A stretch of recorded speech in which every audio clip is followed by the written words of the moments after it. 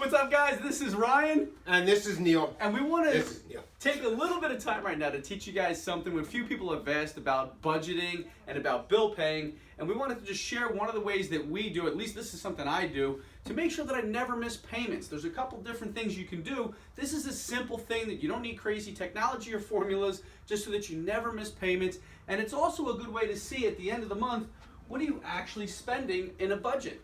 What are your expenses at the end of the month? What you want to do is, if you're looking to set up your bills, the first thing I always say is, what are the most important bills, or what's the biggest bill you typically have to pay? Mortgage or rent. Mortgage or rent. It's really important. Most of the time it's due on the first of the month, so you want to make sure that you already know you have that budget set aside, those monies are set aside, and that you have that mapped out throughout your week or your month, so that you know you have enough money, whatever your mortgage or rent payment is, so that you have that money set aside.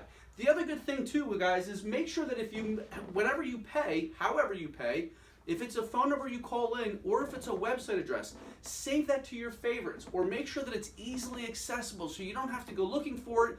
Or if you forget your password, how many times do we forget or lose passwords? I have 100 passwords in my phone. If I lose my phone, I'm dead. Right. So it's really important, guys. Keep this simple, map it out so that you know a couple days before they're due. You look and say, okay, what bills are due? And look 5 to 7 days in advance, guys. Always look and say, okay, if today's the 25th, what bills are due the 1st of the month? Okay, or whatever that 7-day window is. And then that way you can always go through. Next would be your car payment, okay, whatever that payment is. Last would be your credit cards. Whatever the bill is, guys, create the spreadsheet or take a copybook and a notebook, write them down, and then write down and figure it out so that you know at the end of the month whatever that total number is. And then you can look and say, wow, I have a lot of money left over at the end of the month. Where's my money going? Or maybe you say, I don't have a lot of money left over. I either need to get a second job, or I need to refine my budget and see where I can start cutting back.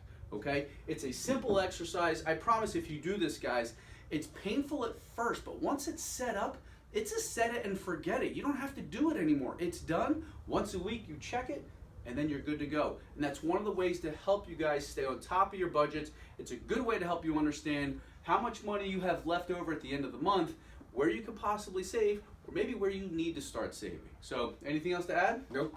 Cool. You guys have an awesome day. Hopefully that was helpful. If you liked it, share it. Love us, subscribe to us, whatever. We want to continue to help you guys. If there's anything else you need help with, let us know. We'll catch up with you later. Stay safe.